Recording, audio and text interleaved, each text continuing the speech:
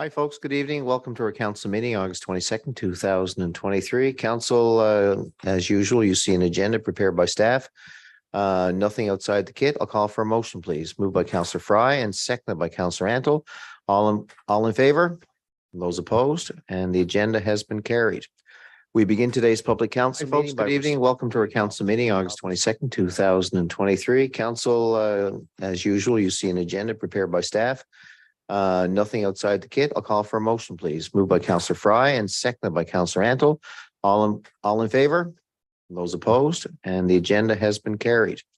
We begin today's public council meeting. Good evening. Welcome to our council meeting, August 22nd, 2023. Council, as usual, you see an agenda prepared by staff. Nothing outside the kit. I'll call for a motion, please.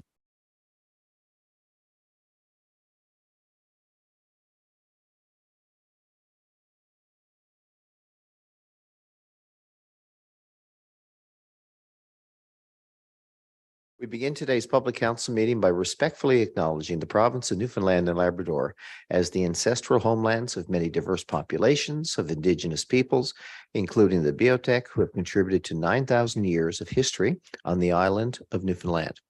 Today, this province is home to diverse populations of Indigenous and other people. We acknowledge with respect the diverse histories and cultures of the Mi'kmaq, Innu, and Inuit. We honor this beautiful land together as we strive for collective healing and true reconciliation.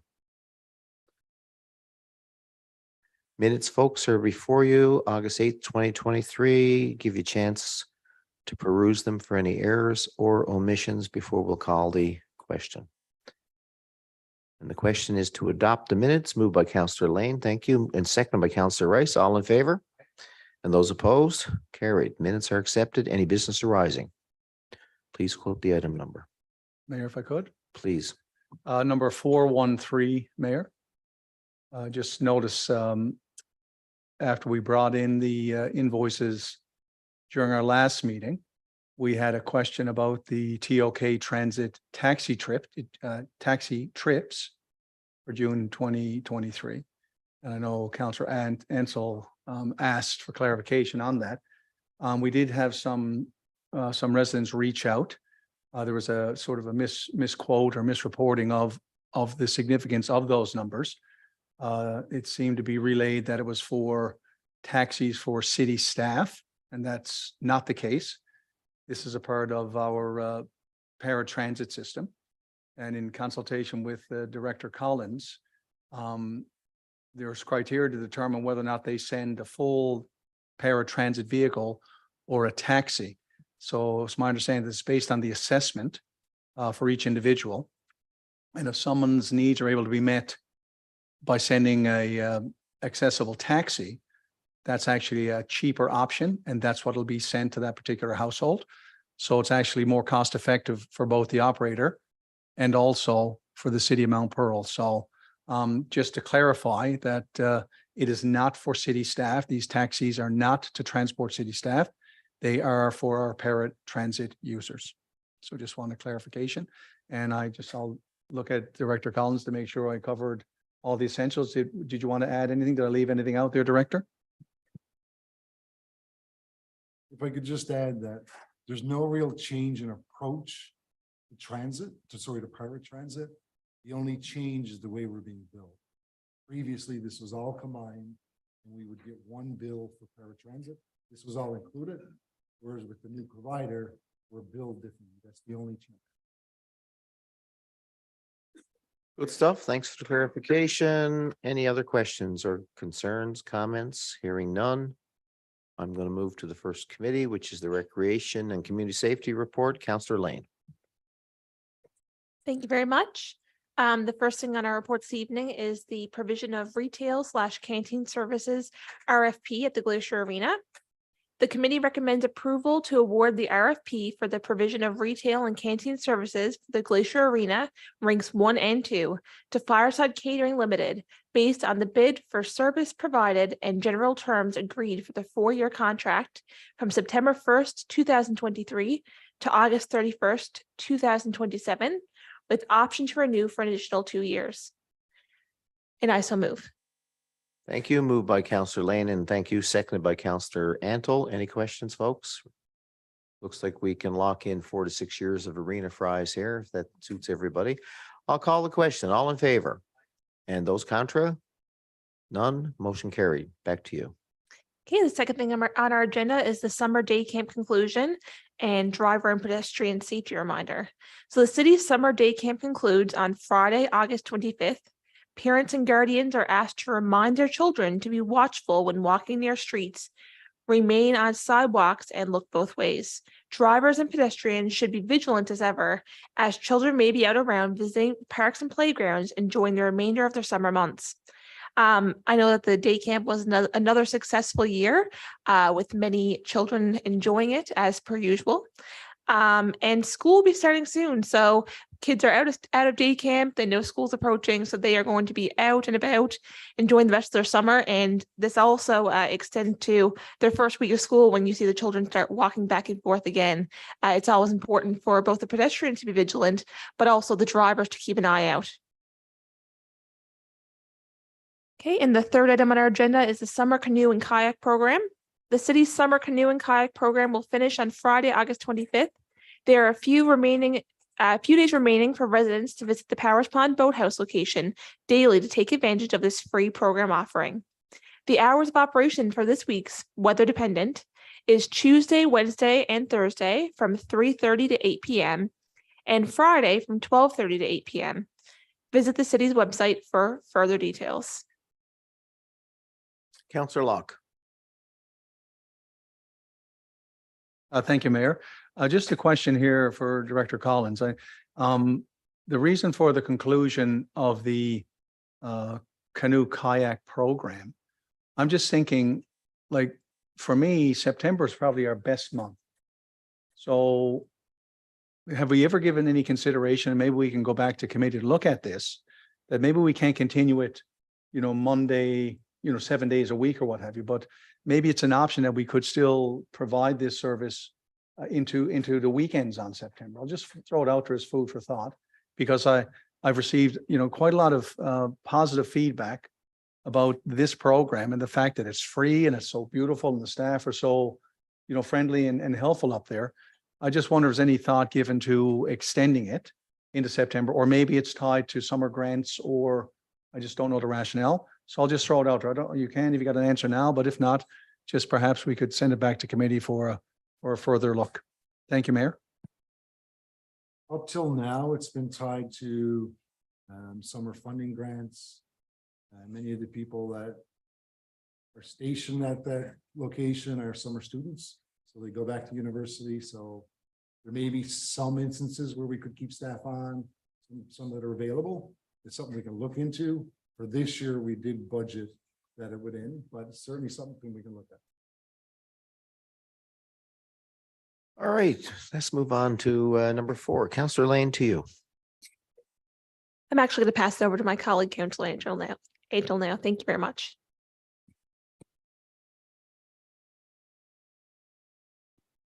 Thank you, Councilor Lane. Your worship, I got 2 here, and the first one is the summer concert series, and that's been quite successful.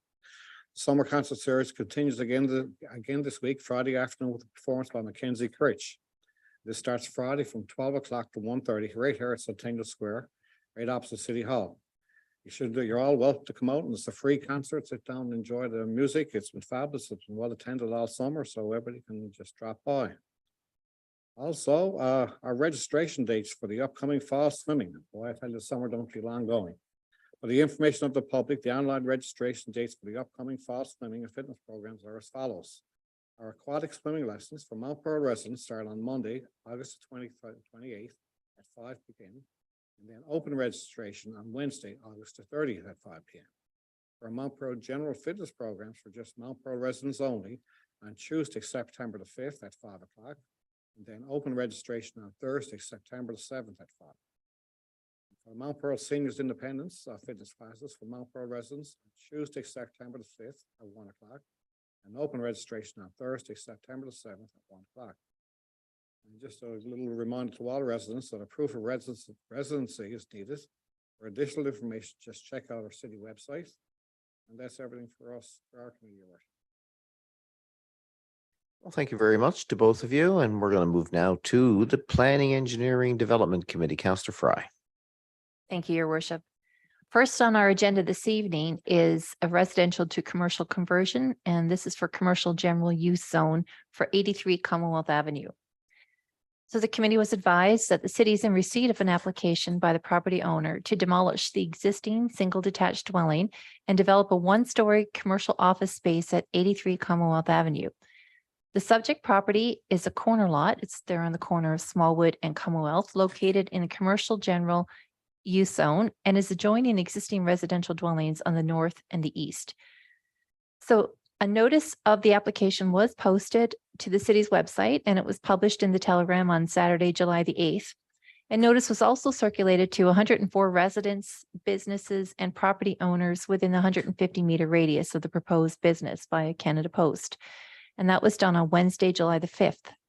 The Member of Parliament, MHA's Chamber of Commerce, Council, and Directors were also advised of the development, and a public briefing session was scheduled for 7 p.m. on Wednesday, July the 19th.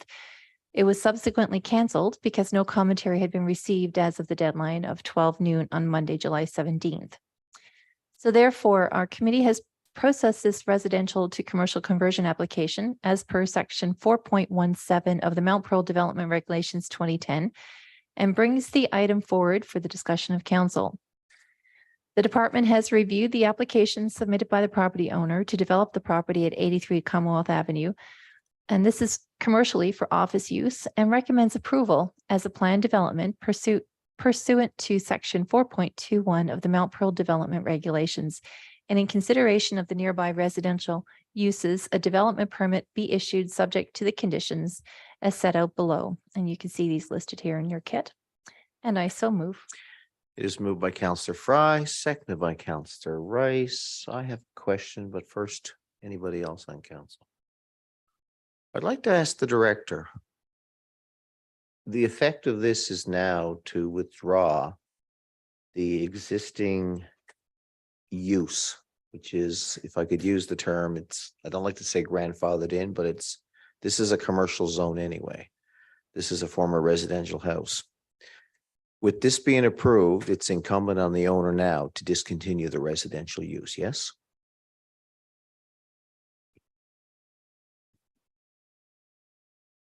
It's incumbent on the property owner to move the next stage, which is a development permit now for a demolition. The occupancy permit of a residential property would be a separate consideration. What are the timelines for the development permit here? We often hear sometimes things take long. I'm not talking with City Hall. I'm more referring to the processes that developers face. What is the timeline on this permit? Like, when can we expect that they will execute the permit? And as you said, that means the first step would be requesting demolition of the existing property. Your Worship, the expectation is the timeline on this, from what we understand from the property owner and the developer, is that this is a desire to move expeditiously. So I can get an actual timeline. Right now, it's a request to move forward with the demolition. Yeah, well, I'm sure we're going to approve the motion tonight. I'd love to know, say, in 2 weeks' time, for the benefit of us and the public, what the plan is with regards to demolition and occupancy of that existing home. All right, good. Anybody else? I'll call the question. All in favor? Those opposed? And motion carried. Back to you, Councillor. Thank you. Next, we have a kennel use discretionary use, and this is for 952 Topsail Road. It's called Xylo's Canine Kingdom. So the committee was advised that the city was in receipt of an application for a new business, Xylo's Canine Kingdom, for a change of use, which is a combined kennel and animal grooming use, within the existing building at 952 Topsail Road. The subject property is located in the commercial mixed use zone, and the kennel use is within range of the developments that council may permit in the CM use zone, subject to regulation 4.17 requiring a public notice. So prior to making their decision, council invited comments in writing no later than 12 noon on Friday, June 30th. And as of the June 30th deadline, no submissions were received by the city expressing interest in attending a briefing session. though one resident did provide comments to the city as a result of the public notice. Details are provided below, and given that there was no interest in attending the briefing session was canceled. A notice of the application was posted on the city's website and published in the Telegram on Saturday, June 10th. And notice was also circulated to 121 property owners within the 150-meter radius of the proposed development via Canada Post on June 7th. In addition to the Member of Parliament, 2 MHAs, and the Mount Pearl Paradise Chamber of Commerce. Prior to deciding on the application, comments from the general public were to be submitted in writing no later than 12 noon on Tuesday, June 30th. As of the deadline of June 30th, the city received 1 written submission by email expressing concerns regarding the proposed development. The Planning and Engineering Development Committee has processed this kennel use application as per sections 4.17 and 7.21 of the Mount Pearl Development Regulations 2010 and bring forward the item for decision of council. The department has reviewed the application pertaining to a kennel use at 952 Topsail Road and recommends approval of the application and that a development permit be issued subject to section 7.21 of the Mount Pearl Development Regulations 2010 and subject to the conditions as set out by Planning, Engineering, and Development, specifically conditions outlined by the following, and you can see those here in your kit, and I so move. It is moved by Councillor Fry, and thank you. Second by Councillor Rice. Any questions, any concerns? I guess this is in keeping with the trend within commercial activity and very much in keeping with the acquisition of many dogs. If you've ever knocked on any doors here in the city, you'll probably see 1 out of 3 dogs are, homeowners or property owners have a dog. I'll call the question. All in favor? Contrary-minded? Carried. And the rest have cats. You gotta like it, hey? It's a real pet-friendly city, isn't it? And I know a lady just reached out to us, about roaming animals. And you can always call 748-1000 if they get out, because those homeowners like us want to make sure their animals stay inside. If they get out, I know Director Dalamanti's smiling over there. We have regulations that'll ensure we can get the animal back safely to the owner. Councillor Rice is taking over. Thank you. Thank you, Worship, and thank you, Councillor Fry. Number 3 on our agenda today is St. David's Avenue. It's a smart, accessible playground. This one is MSIS number 17-CCR-20-000000. This is a contractor change order number 6 and a credit change order number 7.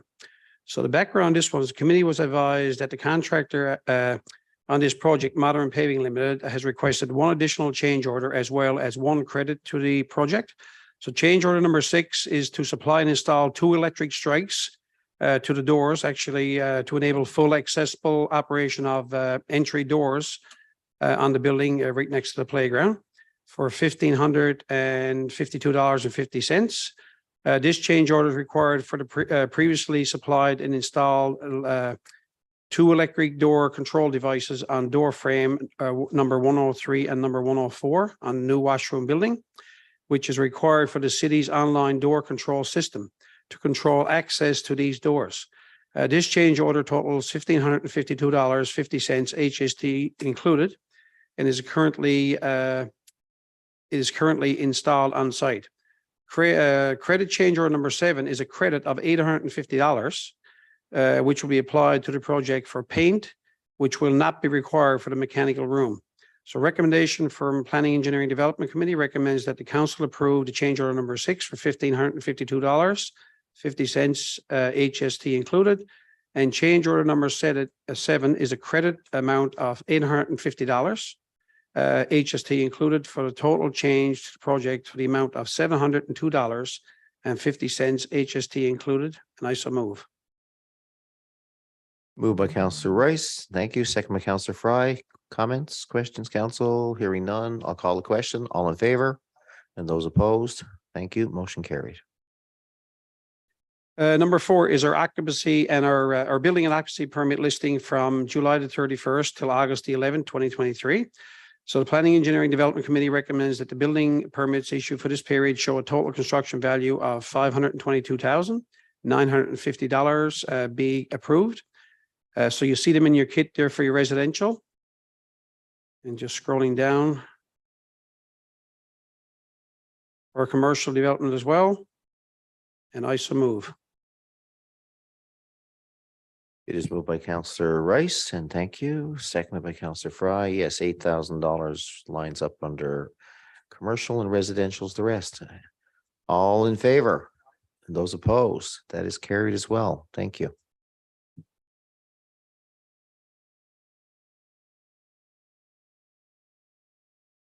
Still getting used to those microphones. They're difficult sometimes. So the building and permit, actually the occupancy permit listing as well. Permit issued for civic numbers. You can see them there in your kit as well. For the period, same period from July the 31st to August the 9th. I so move those as well. Again, moved by Counselor Rice and second by Counselor Fry. All in favor? And those opposed? Carried. Thank you. Number 5 on our listing is our capital project update. So we have some of our projects are actually nearing completion and some just starting up. So our Spruce Avenue upgrades is nearing completion. Our Roosevelt Avenue upgrades, underground replacement is underway. Our Farrell Drive, which is Holden Street to Evans Place, major underground replacement is underway up in that area. Our Olympic Drive resurfacing, which includes our sidewalk and a curb replacement, work to start in September. Our asphalt and our concrete repairs, the catch basins and manhole repairs completed on Bannister Street, Delaney Avenue, Riverview Avenue, Marclay Avenue, Park Avenue, Fairweather Avenue, Emerald Drive, and Trafalgar Drive. Our new pickleball court on Stephen Thistle Park is painted and the nets are installed. Yes, it is busy spot. I drove up there a few times.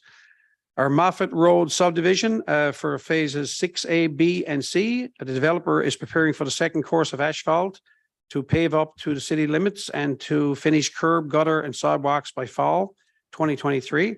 Lots of work up there to be finished off, and I guess they're trying to get ahead of the weather like everybody. And phase 7, the last phase for this project has not commenced yet. And that is the end of our report, Your Worship. Thank you. Thank you very much. Well done. Good job, everybody. Moving to the final committee report this week, Corporate Services, Public Works. Counselor Locke, please. Thank you, Mayor.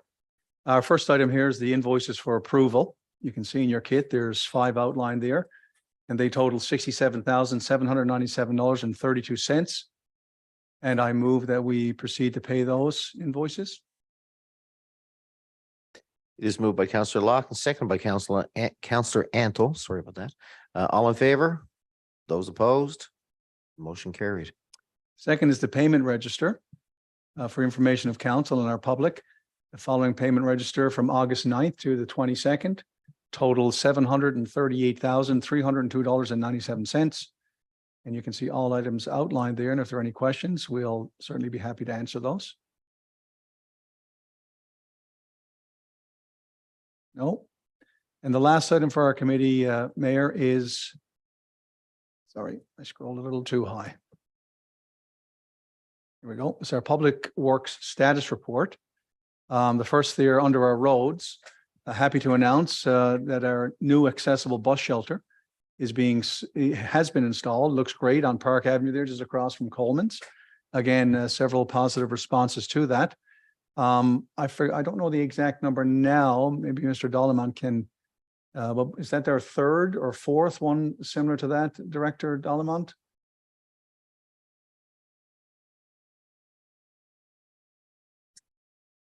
That would be the 4th one that we've installed within the city of Mount Pearl. That is correct, yeah. I think it's a great addition, and it's nice to see it down there by Coleman's. It's our city center, and I think back to our Find Your Center city renewal plan down there. So all promoting, the use of different modes of transit. So I'm delighted to see that. And who knows, maybe in our budget discussions this year, we may discuss some future locations for additional bus shelters. Our work is continuing on roads around the city, as we know, with our curbs, our catch basins, manhole repairs. The repairs to our lawns have been completed for this season. We continue maintaining and beautifying the city with our sidewalk sweeping as well as our street sweeping. Asphalt repairs are ongoing, as well as household recycling and bulk garbage. Bulk garbage, of course, is by appointment. With respect to the parks, the new playground structure has been installed at the O'Flaherty Crescent Playground. Again, another great addition. So many of our parks are so well utilized, but just a point there, while the structures are installed and are fully usable, there may still be some landscaping work that needs to be done with a bit of pea stone or some sodding of that, but the park is opened and has been used by our residents and children in the area.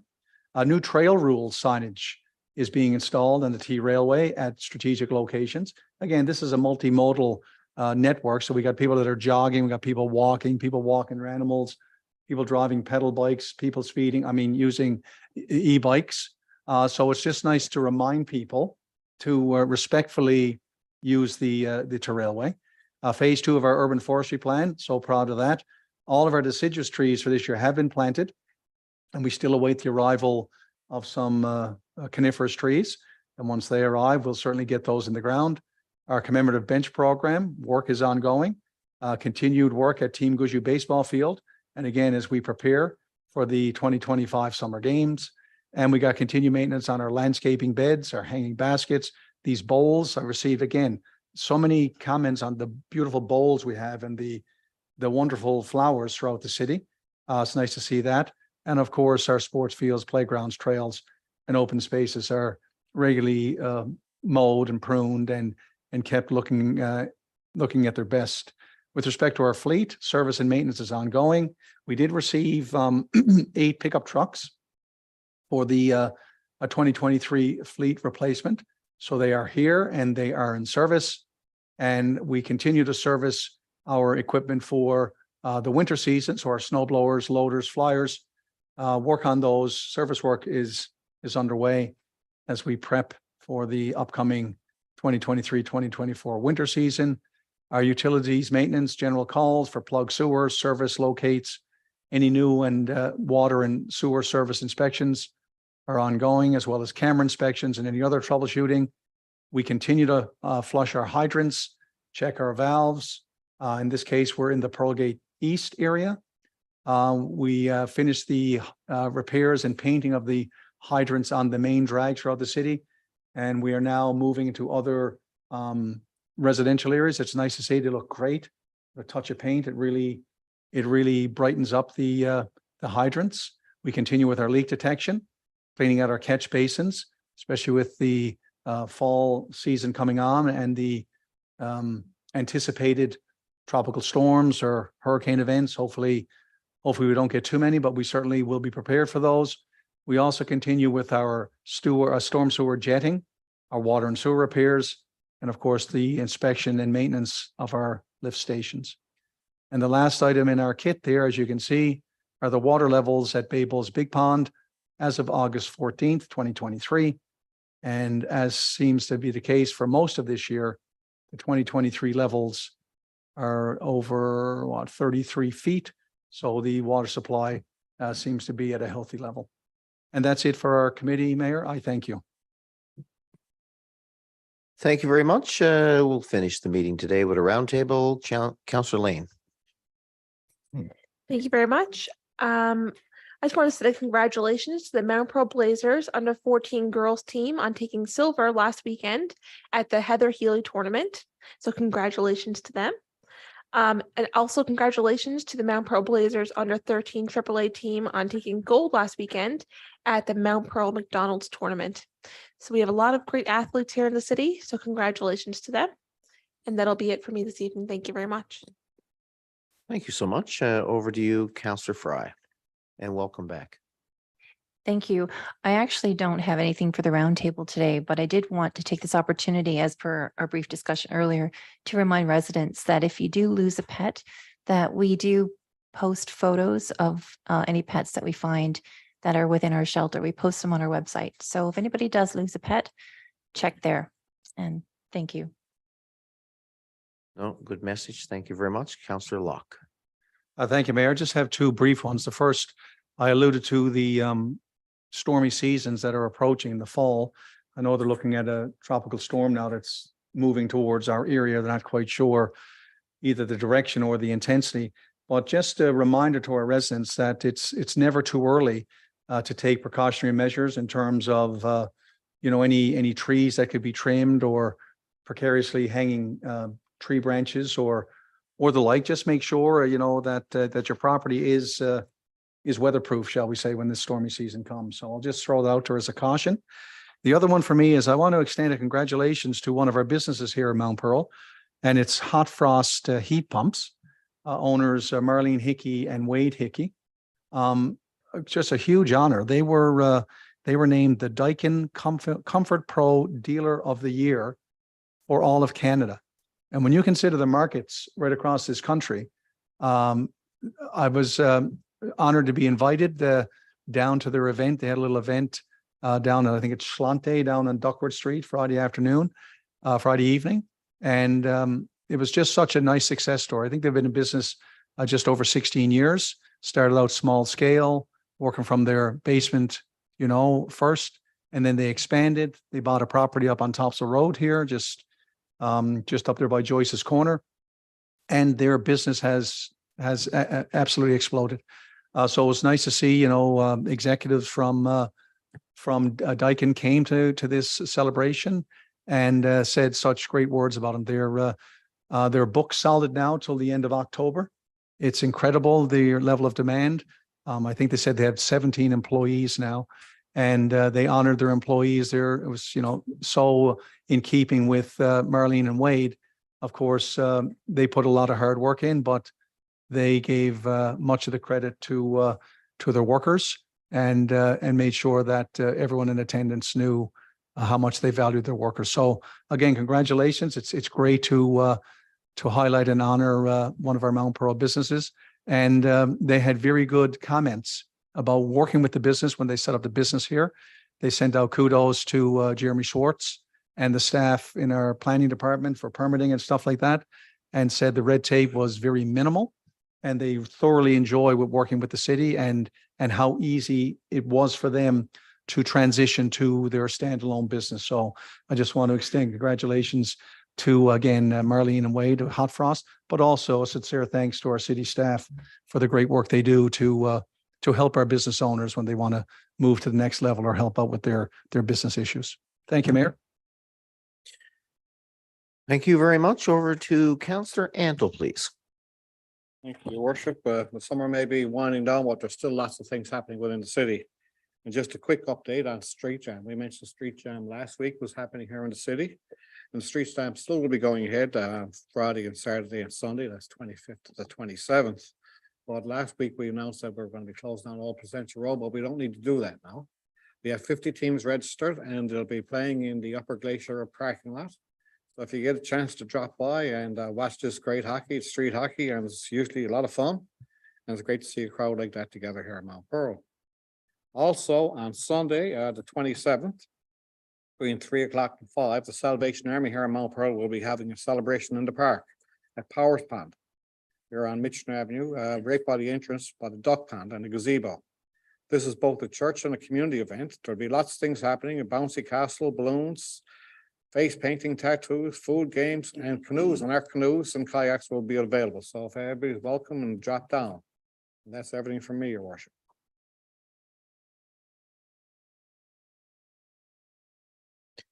Thank you. Over to Councillor Rice. Thank you, Worship. I just got 3 items. Number 1 is our MPSH, Mount Pearl Soccer Association. Our Super Soccer Saturday is coming up this Saturday on August 26th.